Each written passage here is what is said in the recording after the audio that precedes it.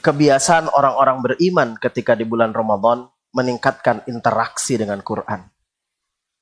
Kita baca Quran ba'da subuh, nanti siang hari baca Quran, sore, malam, begitu juga.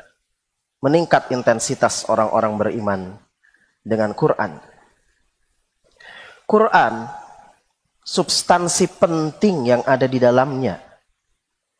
Dari surah pertama Al-Fatihah hingga surah terakhir An-Nas, itu adalah tentang keimanan kepada Allah Subhanahu wa Ta'ala.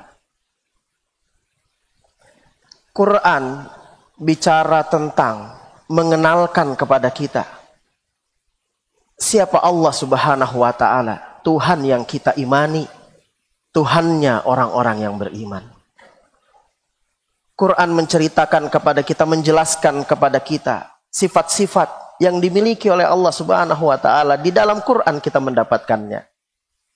Quran bicara tentang kita, orang-orang yang beriman kepada Allah. Karakter, tingkah laku, sifat yang terafiliasi dengan orang-orang beriman dideskripsikan di dalam Quran. Quran juga bicara tentang orang-orang yang ingkar kepada Allah Subhanahu wa Ta'ala, orang-orang yang tidak beriman kepada Allah. Atribut, perilaku, sikap, tingkah laku, perbuatan disampaikan di dalam Al-Quran oleh Allah Subhanahu wa Ta'ala tentang orang-orang yang tidak meyakini keberadaan Allah Subhanahu wa Ta'ala. Quran juga bicara tentang tempat kembali orang-orang yang beriman. Surga yang kita rindukan. Surga yang kita mujahadahkan, kita ikhtiarkan. Dengan begitu banyak janji kenikmatan yang Allah informasikan kepada kita. Kita mujahadahkan, kita ingin kembali ke kampung halaman itu. Surga. Quran juga bercerita tentang tempat kembali orang-orang yang ingkar kepada Allah. Quran bercerita tentang pedihnya neraka. Betapa menderitanya, terhinanya orang-orang yang tidak beriman kepada Allah kelak. Ketika mereka dimasukkan satu persatu dalam rombongan-rombongan masuk ke dalam neraka. Wa na'udzubillahi min dzalik. Jamaah sekalian rahimani wa rahimakumullah. Iman itu berkaitan dengan perspektif, paradigma, sudut pandang. Bahasa anak-anak kekinian itu POV namanya, point of view. Cara melihat sesuatu. Lihatlah Ashabul Kahfi. Perspektif orang beriman. Saat kebanyakan orang tetap saja melakukan aktivitas yang sama di bawah rezim yang menentang, sekelompok orang yang menyatakan keimanannya kepada Allah Subhanahu wa Ta'ala, kesulitan untuk beribadah, tapi sebagian orang mengikuti apa yang dikatakan oleh raja di raja pada saat itu. Perspektif Ashabul Kahfi berontak. Senikmat apapun bantuan kekuasaan pada saat itu, jaminan finansial kekuasaan pada saat itu, mungkin dalam pemerintahan pada saat itu tidak ada krisis moneter, tapi perspektif Ashabul Kahfi ada krisis spiritual. Perspektifnya mengantar mereka menempuh perjalanan, mendaki pegunungan, masuk ke dalam gua. Untuk ukuran anak muda, masuk ke dalam gua yang sempit, beralaskan tanah, tidak ada fasilitas. Jangankan wifi, 5G, 4G, listrik saja tidak ada. Tapi perspektif mereka, gua yang sempit, gua yang beralaskan tanah, itu surga. Karena di situ mereka bisa memproteksi keimanannya. Iman membangun perspektif. Lihatlah apa yang terjadi dengan Nabi Musa alaihissalam. Ditugaskan untuk mendakwahi simbol superpower Fir'aun.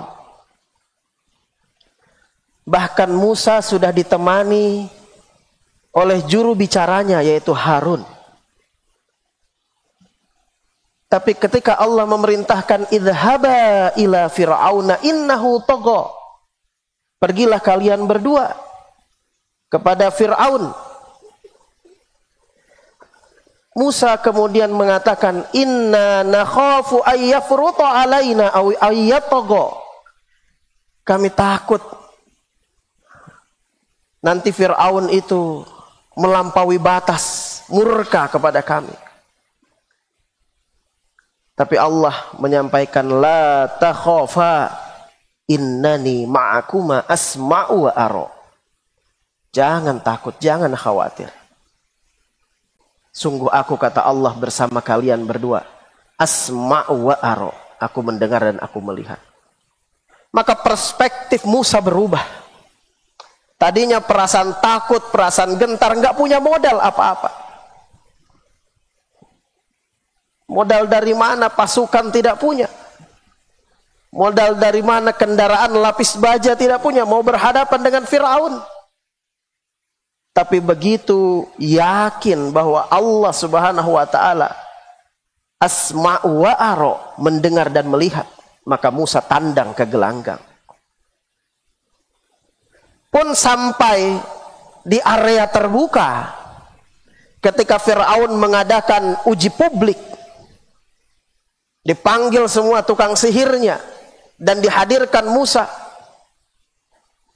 Kemudian diperintahkan tukang-tukang sihir itu melemparkan ular-ular mereka, tali-tali mereka. Hibaluhum wa isihum annaha tas'a. Fa'aujasa fi nafsihi khifatan Musa. Sempat muncul rasa cemas dan takut dalam diri Musa.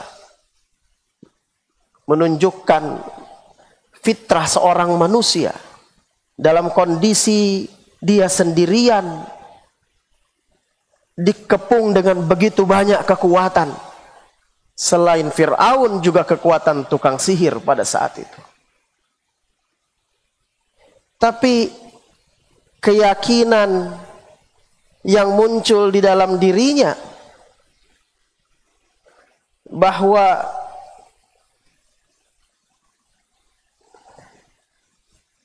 Allah subhanahu wa ta'ala memberi kekuatan kepada Musa,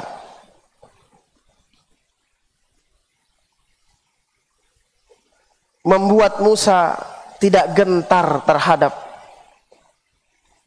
apa yang terpampang di depannya. Maka ia lemparkan tongkatnya Musa dilemparkan, kemudian tongkat itu dalam pandangan orang banyak yang melihat uji publik kekuatan Musa dan kekuatan tukang sihir Fir'aun, melihat bagaimana tongkat itu melahap, seakan-akan melahap, yukhayyal, melahap ular-ular tukang sihir itu.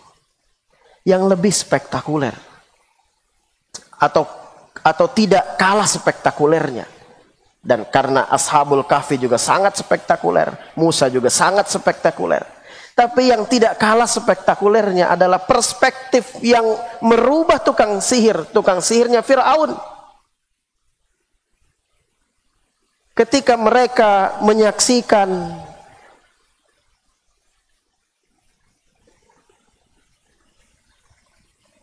ular-ular yang mereka lemparkan itu dimakan habis oleh tongkatnya Nabi Musa,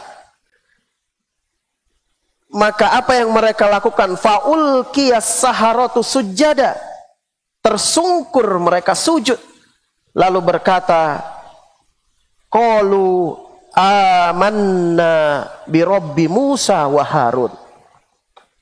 Tersungkur sujud dan mendeklarasikan bahwa sejak saat ini, hari ini, tepat di hadapan Fir'aun dan di hadapan banyak orang, amanna bi Rabbi Musa wa Harun, Kami beriman kepada Tuhannya Musa dan Tuhannya Harun. Lihatlah perubahan perspektif tukang sihir Fir'aun. Ketika Fir'aun kemudian berkata dengan lantang kepada mereka, amantum bihi qabla an adzana lakum. Apakah kalian beriman kepada Tuhannya Musa sebelum aku, rajamu ini, Tuhanmu ini, memberikan izin kepada kalian? Innahu lakabirukum allamakumus sihr. Sesungguhnya Musa itu yang mengajarkan kalian sihir itu. Fala uqatti anna aydiyakum wa arjulakum min khilaf. Aku nanti akan potong tangan dan kaki kalian secara bersilangan. Kaki kiri yang dipotong, tangan kanan yang dipotong. Wala usallibannakum. Dan aku akan menyalib kalian. Lihatlah perspektif orang beriman. Iman dan perspektif. Lihatlah perspektif dan sangat spektakuler. Tukang sihir Fir'aun ini tadinya sangat tunduk kepada Fir'aun. Diperintahkan apapun akan dilakukan. Tapi dalam hitungan detik, ketika mereka beriman kepada Allah Subhanahu wa Ta'ala, berubah sudut pandangnya, paradigmanya berubah, point of view-nya berubah.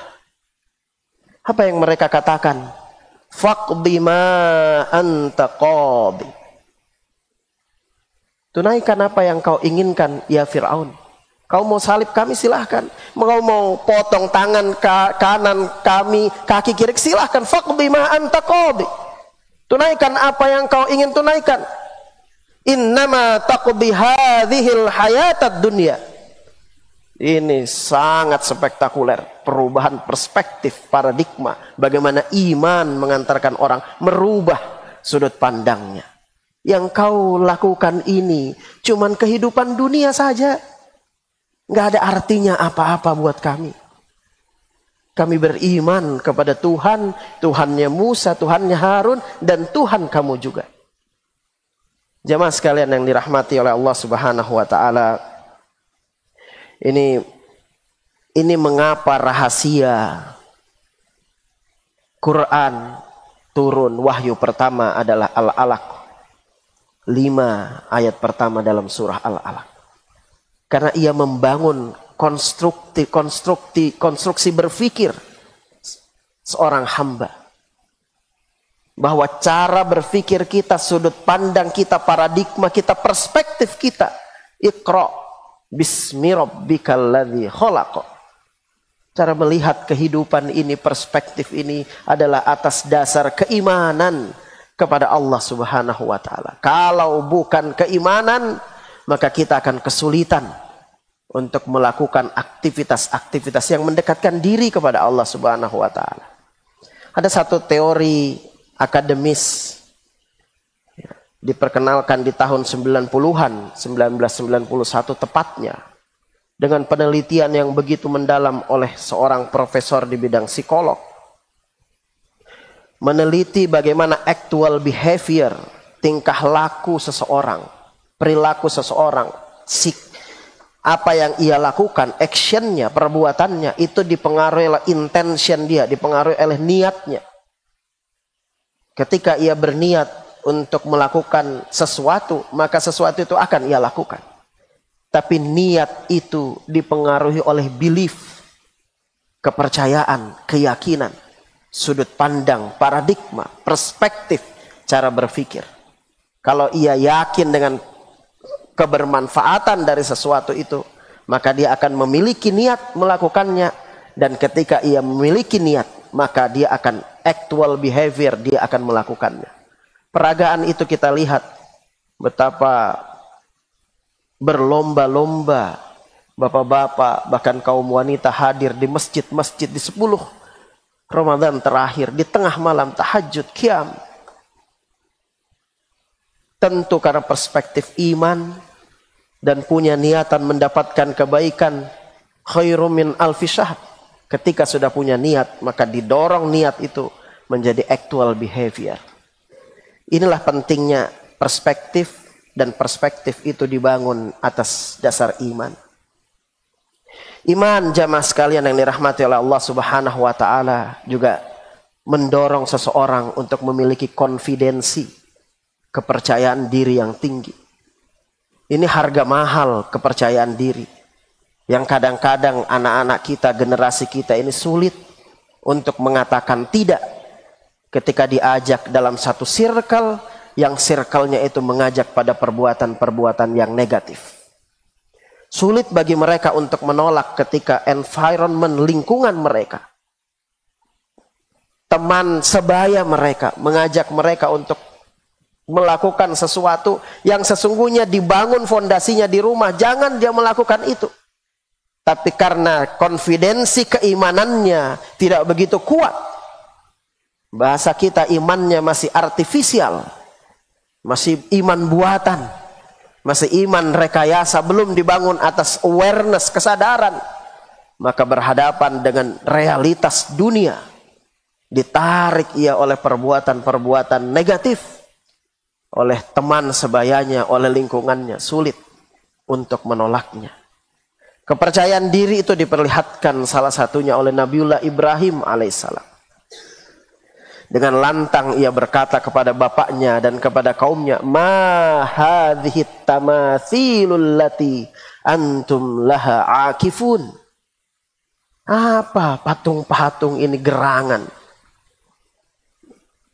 berhala-berhala yang kalian buat dengan tangan kalian sendiri. Kalian yang create, kalian yang produksi, kalian yang bikin.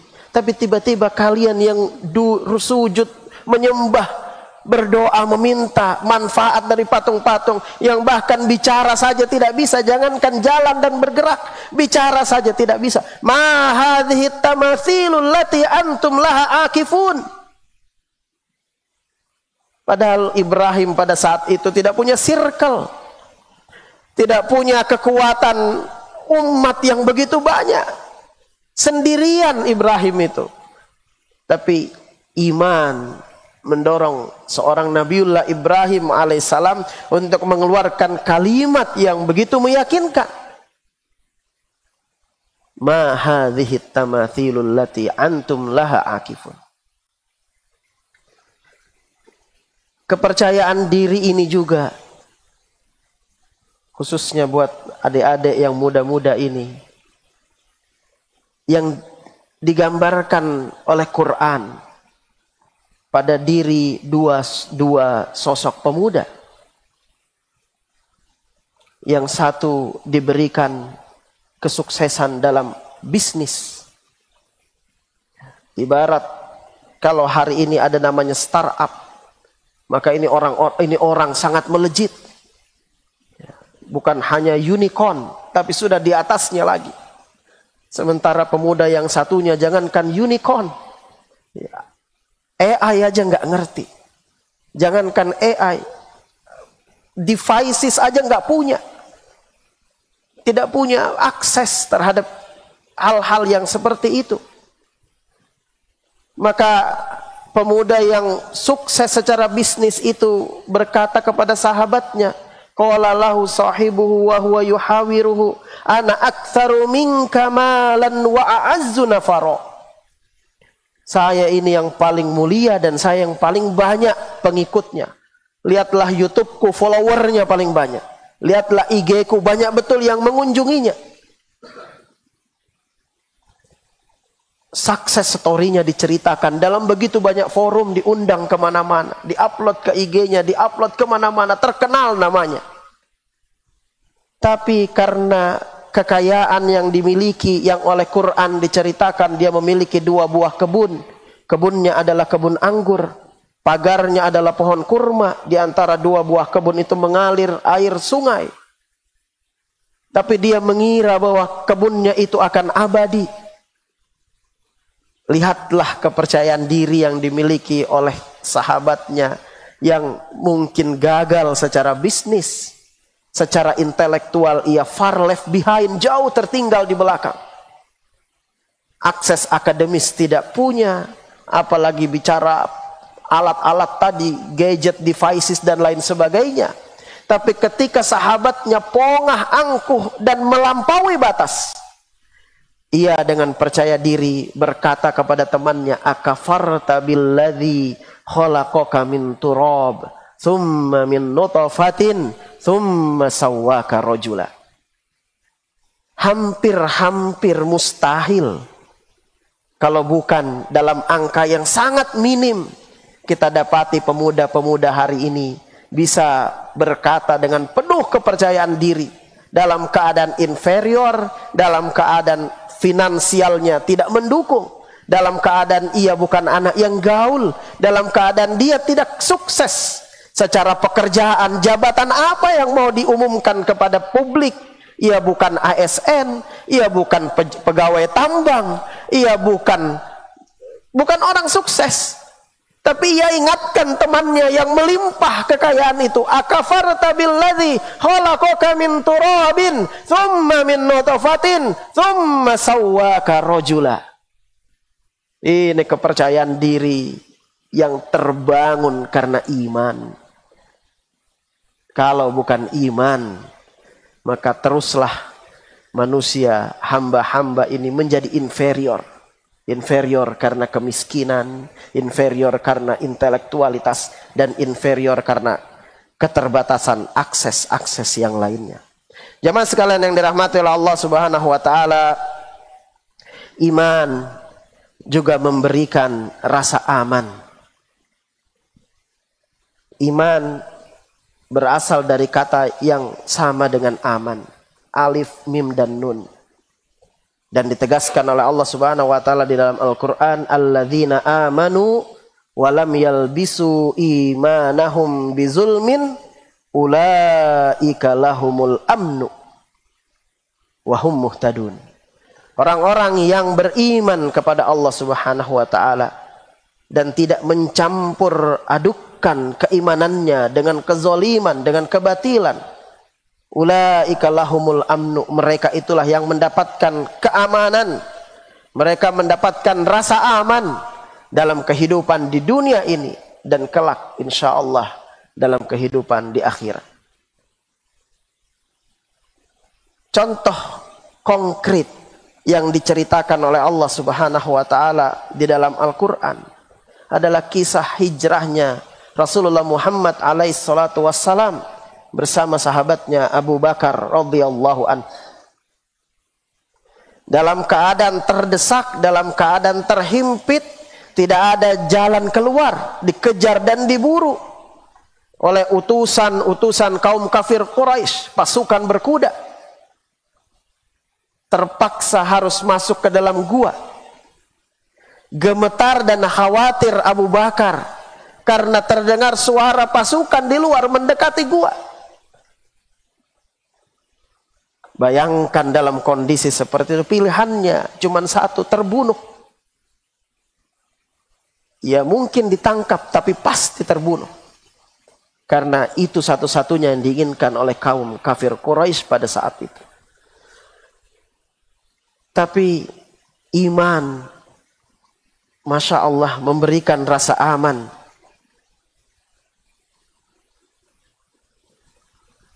Allah ceritakan kisah ini, illa tansuruhu faqad nasarahullah idh akhrajahu alladhina kafaru thaniyasnain idh huma fil ghar, ketika mereka berdua di dalam gua, idh yaqulu li sahibihi la tahzan, jangan bersedih, innallaha ma'ana, sungguh Allah bersama kita.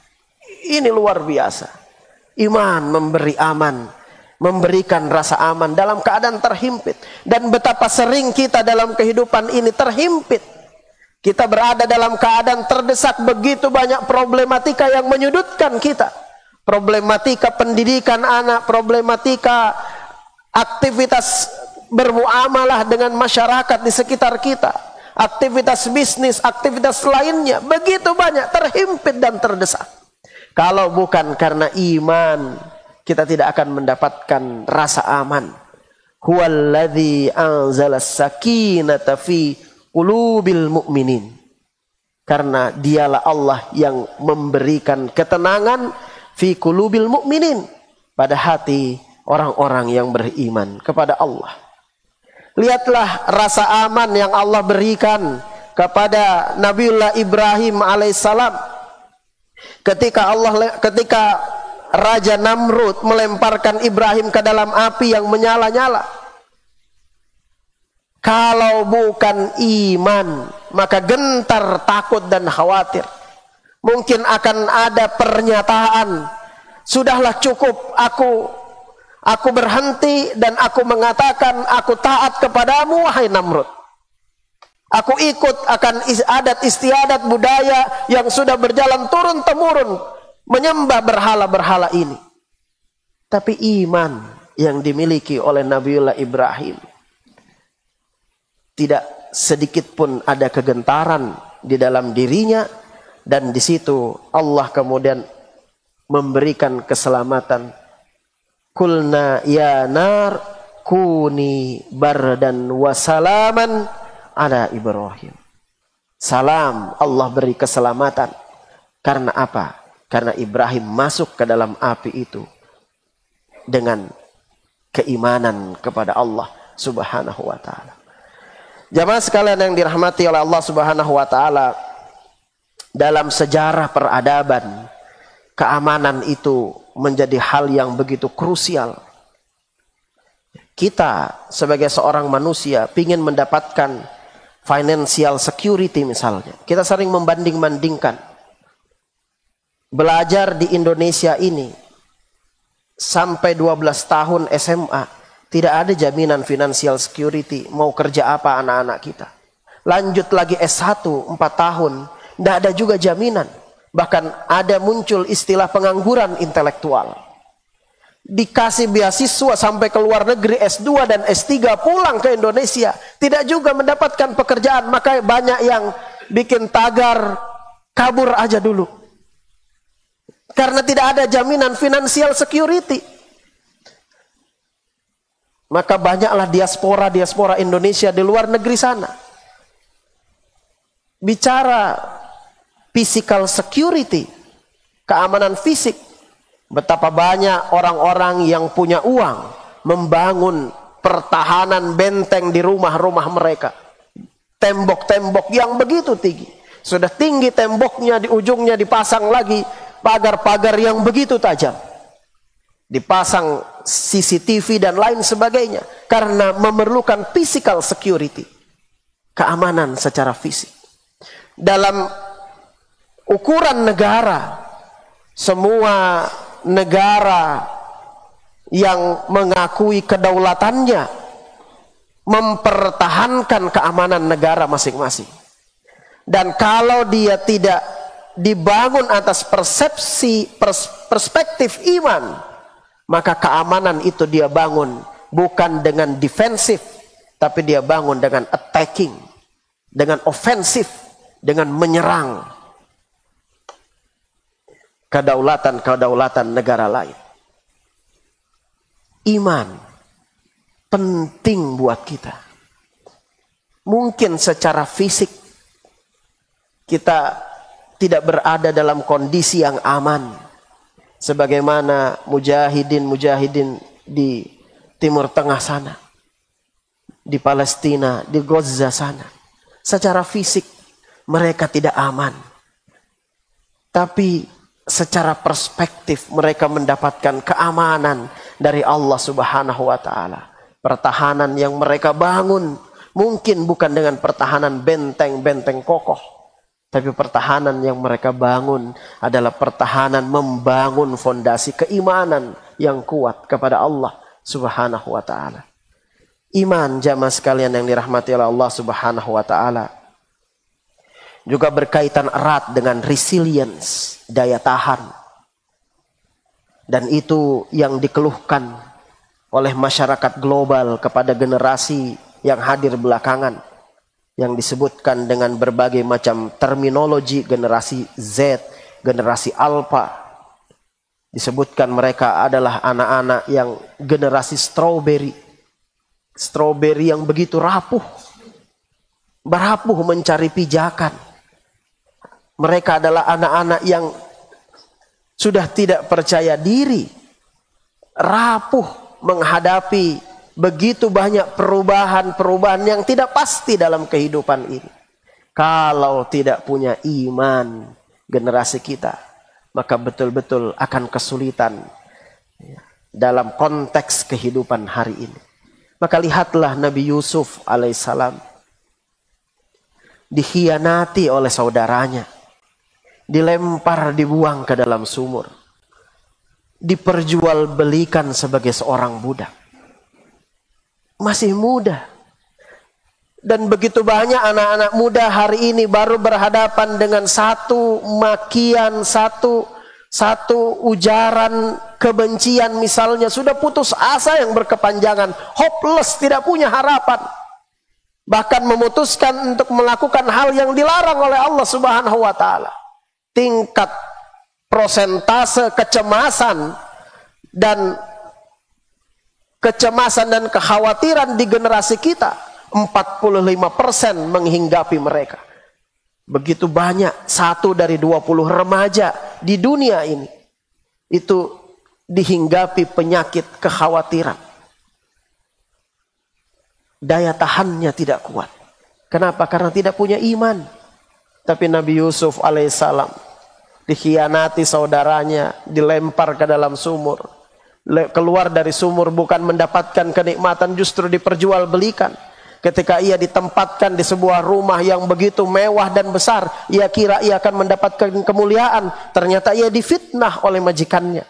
Tidak berhenti sampai di situ, ia dimasukkan ke dalam penjara.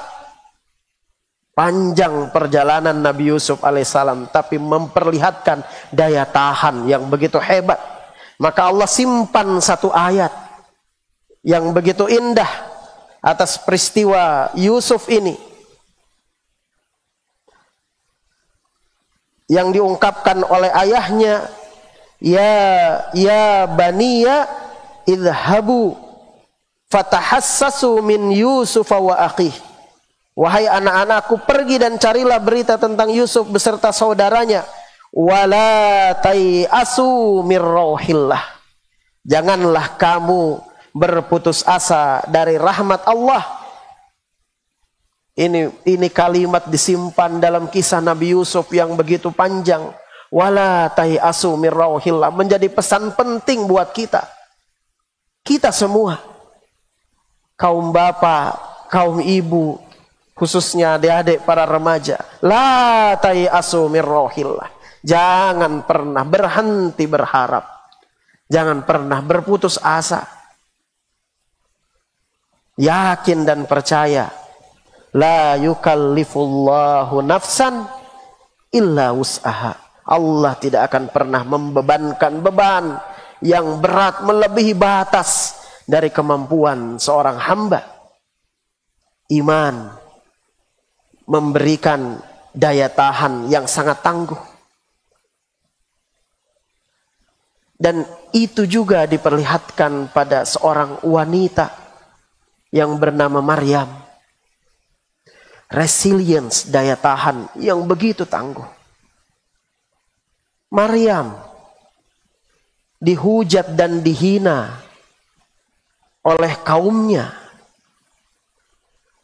Dikatakan kepada Maryam,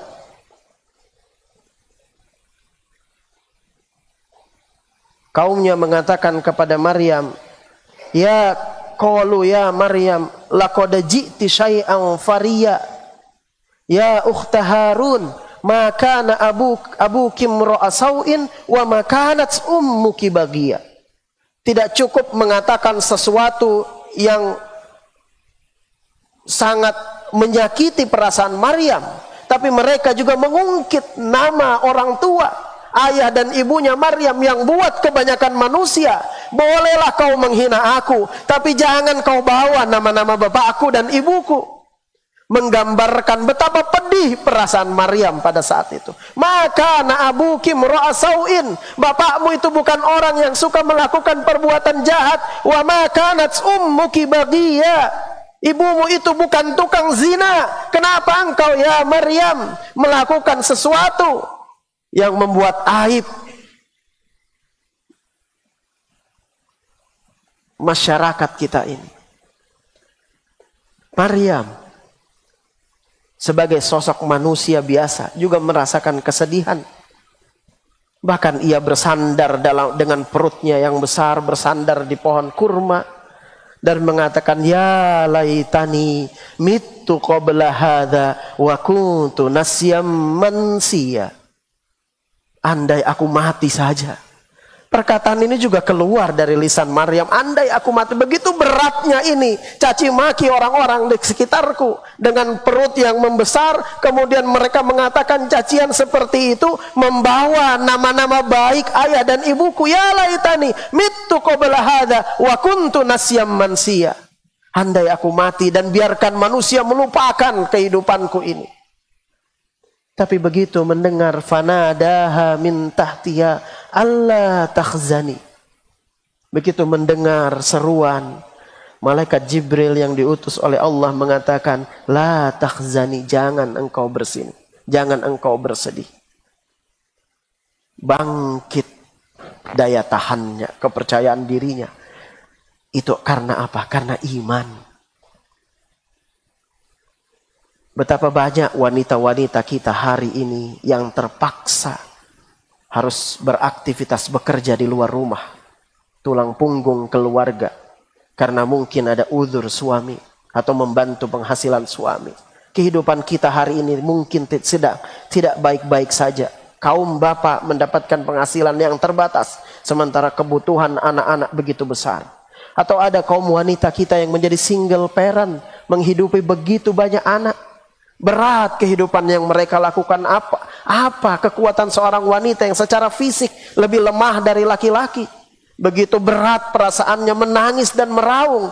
Tapi ingatlah kisah Maryam. Maryam tidak mengungkapkan status ini di Facebook, di media sosial. Kita katakan mungkin hari itu tidak ada. Tapi Maryam tidak mengumumkannya kepada halayak ramai.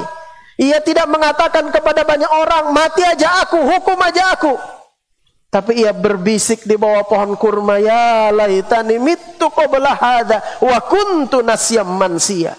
Ia bukan wanita yang mengumbar kelemahannya di hadapan begitu banyak orang. Di antara orang-orang yang membaca status itu, bukan mahram dan lain sebagainya. Tapi ia menyimpan rahasia itu dengan Allah Subhanahu wa ta'ala. Kalau bukan karena iman, maka resilience, daya tahan seorang manusia akan begitu rapuh dalam kehidupan yang mungkin tidak berpihak pada kebanyakan orang yang ada. Maka jemaah sekalian yang dirahmati oleh Allah Subhanahu wa taala, terus dekatkan interaksi dengan Quran sebagai sumber iman. Kita ingin membaca banyak, mendapatkan banyak ibrah, mendapatkan banyak sekali kisah, mendapatkan banyak sekali petunjuk, mendapatkan bayan-bayan dari Quran untuk meningkatkan keimanan kita kepada Allah Subhanahu wa taala sampai betul-betul kita merasakan, ya Allah, alhamdulillah, aku beriman dengan keimanan yang penuh kesadaran kepada Allah Rabbul Alamin. Aqulu qouli hadza wa astaghfirullah li wa lakum, hadanallahu wa iyyakum ajmain. Assalamualaikum warahmatullahi wabarakatuh.